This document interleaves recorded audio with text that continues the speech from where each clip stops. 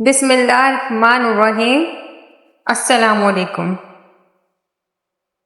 میں گواہی دیتی ہوں کہ اللہ کے سوا کوئی معبود نہیں، اور میں گواہی دیتی ہوں کہ محمد اللہ کے رسول ہے۔ منافق دوستوں سے وہ ایک دشمن اچھا ہے جو دل میں نفرت تو رکھتا ہے، منافقت نہیں۔ منافق کی مثال۔ حضرت بن عمر رضی اللہ عنہ کہتے ہیں کہ رسول کریم صلی اللہ علیہ وآلہ وسلم نے ارشاد فرمایا کہ منافق کی مثال اس بکری کی سی ہے جو دور ریوڑیوں کے درمیان ماری ماری پھرتی ہے کہ اپنے نر کی تلاش میں کبھی اس طرف مائل ہو جاتی ہے اور کبھی اس طرف۔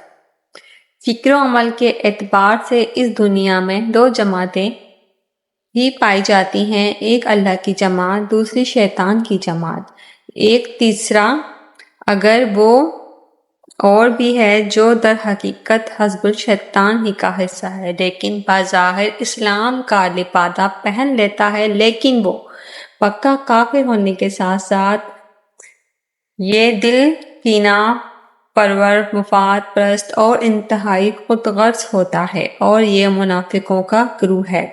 یہ گروہ دراصل اپنی طاقت سے اللہ تعالیٰ اور اہل ایمان کو دھوکہ دینے کی کوشش کرتے ہیں، اس لیے ان کی سزا اللہ تعالیٰ نے کافروں سے بھی بڑھ کر رکھی ہے، اس لیے کہ کھلے کافروں کا معاملہ اور ان سے مقابلہ تو ممکن ہے، اس لیے ان کے معاملے میں کوئی شخص دھوکہ نہیں کھا سکتا۔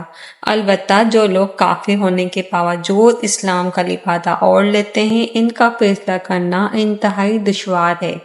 ارشاد باری تعالیٰ ہے کہ یقین جانو کہ منافق جہنم کے سب سے نچلے طبقے میں جائیں گے اور تم کسی کو ان کا مددگار نہ پاؤ گے۔ نفاق کی دو قسمیں ہیں، ایک ایمان و عقیدہ کا نفاق اور یہی حقیقی اور اصلی نفاق ہے۔ ایسا منافق دل سے اسلام قبول نہیں کرتا بلکہ زبانی اپنے کو مسلمان ظاہر کر کے اور دل میں کفر اور اعتقاد چھپائے رکھتا ہے۔ یہ نفاق کفر کے سب سے بہترین قسم ہے۔ رسول کریم صلی اللہ علیہ وآلہ وسلم کے دور میں ایسے منافقین کا ایک گروہ موجود ہے جو ہر وقت اسلام اور مسلمان کو نقصان پہنچانے کی کوشش میں لگا رہتا ہے۔ نفاق کی دوسری قسم ہے سیرت و کردار کا نفاق۔ یہ کفر تو نہیں ہے لیکن یہ فاسق ہے، کیونکہ اس میں اللہ کی شریعت اور قرآن و حدیث کے حکام کی نافرمانی ہوتی ہے۔ ایسے ہی منافقوں کے لیے رسول کریم صلی اللہ علیہ وآلہ وسلم کا فرمان ہے کہ 4 عادتیں ایسی ہیں کہ جس میں وہ چاروں پائی جائیں تو وہ خالص منافق ہے، اور جس میں ان چاروں میں سے کوئی ایک خصلت ہو تو اس میں نفاق کی ایک خصلت ہوگی، جب تک کہ اس عادت کو چھوڑ نہ دے۔ وہ 4 عادتیں یہ ہیں: جب اس کے پاس کوئی امانت رکھوائی جائے تو اس میں خیانت کرے، اور جب بات کرے تو جھوٹ بولے، اور جب معاہدہ کرے تو اس کی خلاف ورزی کرے، اور جب کسی سے جھگڑے تو بد زبانی گالی گلوچ کرے۔ قرآن کریم سے لفظ نفاق اس سے بننے والے الفاظ 37 مرتبہ آئے ہیں۔ نفاق کا اس قدر بیان اس بات کی واضح دلیل ہے کہ منافقوں کا وجود اسلامی معاشرے اور اسلامی نظام کی انتہائی خطرناک ہے۔ اس حدیث پاک میں منافق کی مثال اس بکری سے دی گئی ہے جو اپنے نر کی تلاش میں ادھر ادھر ماری پھرتی ہے۔ اسی طرح منافق کی حالت ہوتی ہے کہ اس کے سامنے چونکہ صرف دنیا اور منصب کا لالچ اور مال و جان کی حفاظت کا مقصد ہوتا ہے، اس لیے وہ مادہ سے بن کر کبھی تو مسلمان کی آغوش میں آ کر پناہ لیتا ہے اور کبھی کافروں کی گروہ میں جا کر اپنا مقصد حاصل کرنا چاہتا ہے۔ ایسے لوگ اپنے ذاتی فائدے کے لیے ہر کام کا گزرتے ہیں، اور خدا نخواستہ صاحب اقتدار ہو جائیں تو پوری قوم کو بیچ کھاتے ہیں۔ جعفر و صادق اس کی مثالیں ہیں۔ نفاق سے نفرت پیدا کرنے کے لیے حقیقتاً رسول کریم صلی اللہ علیہ وآلہ وسلم کی یہ تشبہ انتہائی مؤثر ہے۔ اللہ تعالیٰ اپنے فضل و کرم سے ہمیں منافقوں کی شر سے محفوظ رکھے، جو دین اسلام کی بدترین دشمن ہے اور مسلمانوں کو ضرر پہنچانے میں کافر سے بھی آگے ہیں۔ اللہ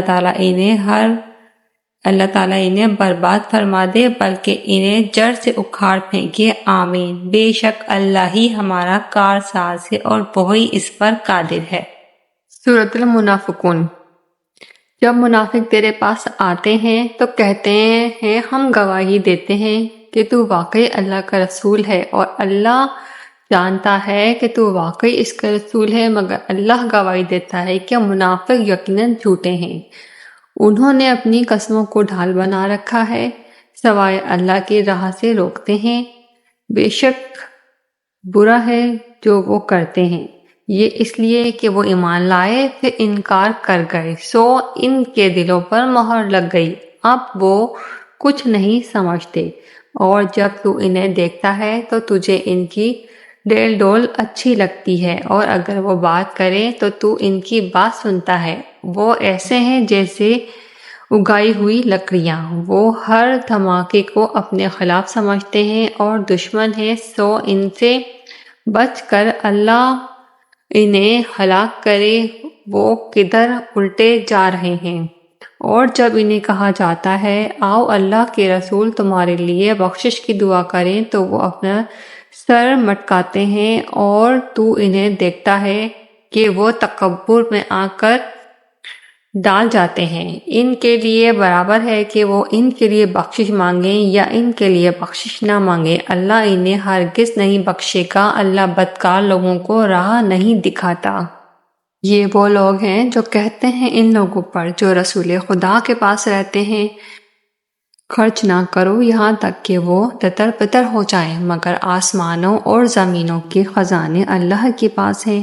لیکن منافق نہیں سمجھتے، کہتے ہیں کہ اگر ہم مدینے کو واپس ہوئے تو بڑی عزت والا بھی بڑے ذلیل ہو کر وہاں سے نکال دے گا، مگر عزت تو اللہ کی ہے اور اس کے رسول کی اور مومنوں کی، لیکن منافق نہیں جانتے۔ اے ایمان والو، تمہارے مال اور تمہاری اولاد ہے، اللہ کی یاد سے غافل نہ کر دیں، اور جو ایسا کریں گے وہ خسارے میں رہیں گے، اور اس میں سے جو ہم نے تمہیں دیا ہے خرچ کرو اس سے پہلے کہ تم میں سے کسی کی موت آ پہنچے، پھر وہ کہے میرے رب تو نے کیوں مجھے تھوڑی مدت کی مہلت نہ دی کہ میں صدقہ کرتا اور نیکیوں کا ہو جاتا، مگر اللہ کسی کو جب اس کی کل آج آ جاتی ہے مہلت نہیں دیتا، اور اللہ تمہارے عملوں سے رسول اللہ صلی اللہ علیہ وآلہ وسلم نے ارشاد فرمایا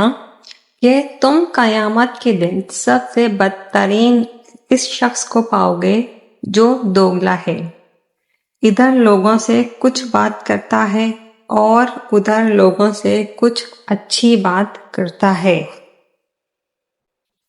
ایمان والے اور منافق میں فرق۔ ایمان والا زندہ ہے جبکہ منافق مردہ ہے۔ ایمان والا اللہ کے لیے کام کرتا ہے جبکہ منافق لوگوں کے لیے کام کرتا ہے، اور ان کی تعریف اور انعام کا محتاج ہوتا ہے۔ ایمان والا ظاہری اور باطنی دونوں کام کرتا ہے، اچھے اور برے وقت میں فرق کے بغیر۔ منافق کا کام صرف لوگوں کے دکھاوے کے لیے ہوتا ہے، وہ صرف اچھے وقت میں عمل کرتا ہے، اور جیسے ہی کڑا وقت آتا ہے وہ کوئی عمل نہیں کرتا۔ اس کا اسلام دنیا میں صرف اپنی جان اور ملکیت کی حفاظت تک محدود ہے، نہ کہ آخرت میں آگ سے حفاظت کے لیے۔